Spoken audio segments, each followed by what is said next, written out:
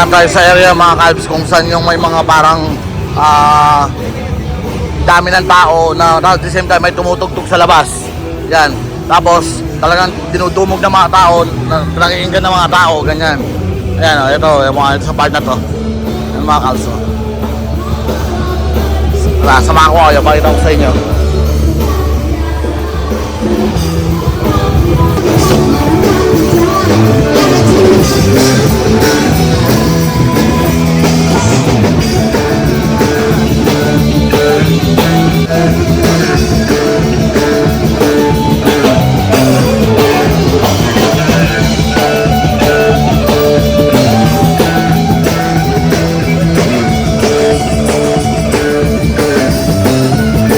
A few moments later. Buhay na buhay dito mga kals, pati mga shops, pati pang massage, ay mga inuman, mga hotel, mga shops din, no? Bukas pa din sila, mga kainan, mga tugtugan, kanto-kanto meron mga kals, sa may kanto doon may tumutugtog, tapos sa kanto rin dito meron.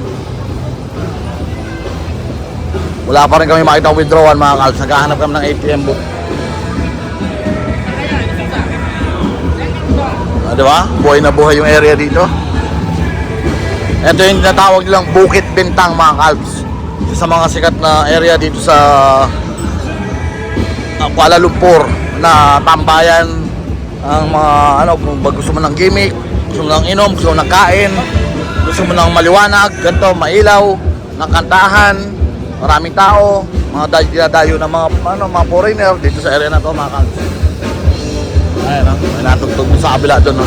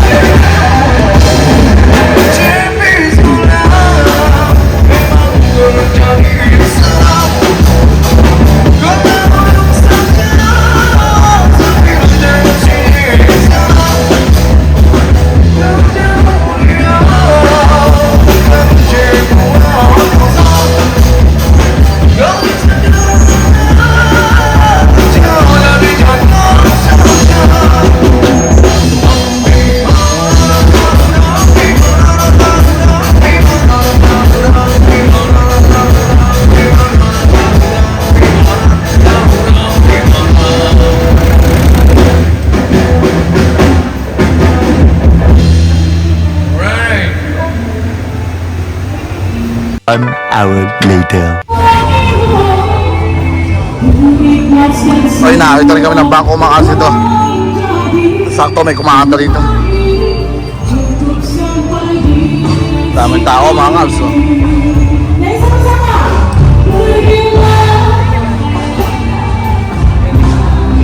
Wow, buhay na buhay mga kalps. Oh.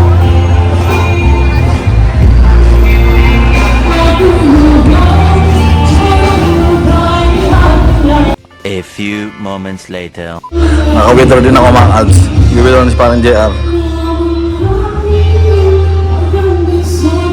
May kumakanta pa doon sa labas. Nibil ng big si parang JR mga kalps. Nantay ko lang siya dito ako sa labas. Dahil para mga tao mga kalps. Oh. Alas 11 na ng gabi. Oh. Ay yung pinagpumalt ng singer na langin na ngayon. Dami mga kalps, no? Dami nakikinig sa kanila. Hanggang doon yan sa dulo mga kalps. Yung mga ano yan, mga... Actually dito wala mga bar dito. Moron kainan bar dito mga kalps. Pero ganito nga, tugtugan, tambayan, parang ganon. Kasi hindi naman mainit mga kalps eh. Medyo maalinsangan lang pero hindi ganun kainit. Yan lang, tambayan, kantahan, ganyan. Tapos nagdo-donate sila, ganyan. Dami nag-enjoy, ganyan. Nakaupo silang lahat. Kinig lang. Tapos yung kainan dito sa side na to. Tapos yung street foods dun sa may unang kanto. Tapos next kanto, yung inuman naman mga kalps. One eternity later. Ito na mga kalps. Hahanap na kami ng mga kainan at mayroon na kami pera. Kanina kasi di pa kami maka-order. Ngayon pwede na. Pwede na tayo maghanap na makakain. At mayroon na tayong pambayad mga kalps.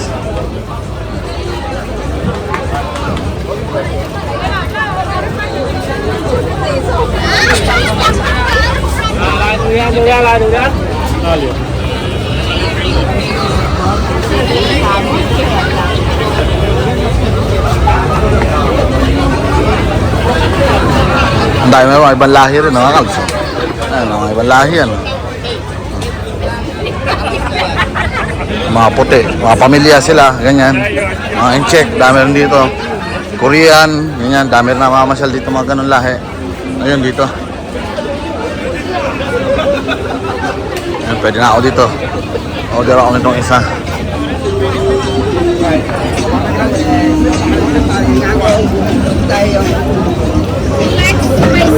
No, sorry. Original. Yes.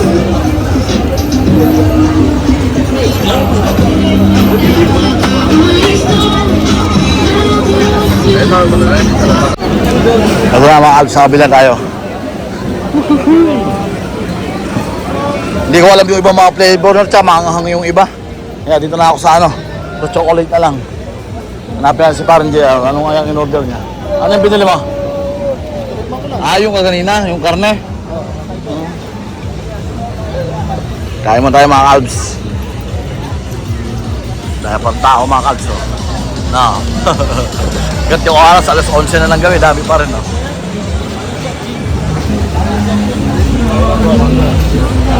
Hindi lang tayo paikot-ikot mga kalbs. Kung ano matripa natin pagkain, order tayo.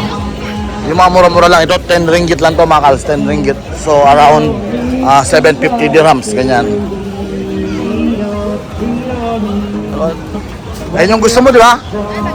Pero in fairness, masarap yung mga ganyan nila dito. Tanong nga kung meron nung ano, yung dump, yung ano sana eh, maganda yung yung shark fin, yung masarap eh. O kaya yung ano, yung crab dumpling.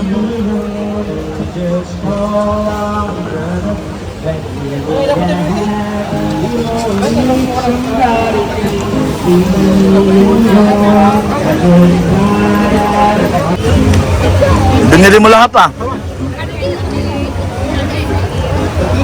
20 ringgit. Dahil binili. Mambala ako. Ito mukhang hindi ko mauubos na mga kalbs. Mabigat sa tiyan. Tindi pala to. Pero masarap ako, mabigat sa tiyan. Sana all. Daming cash.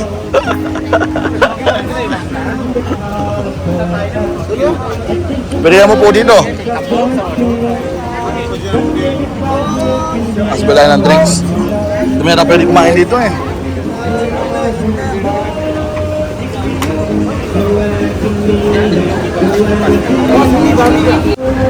Order din ako nito mga Alps.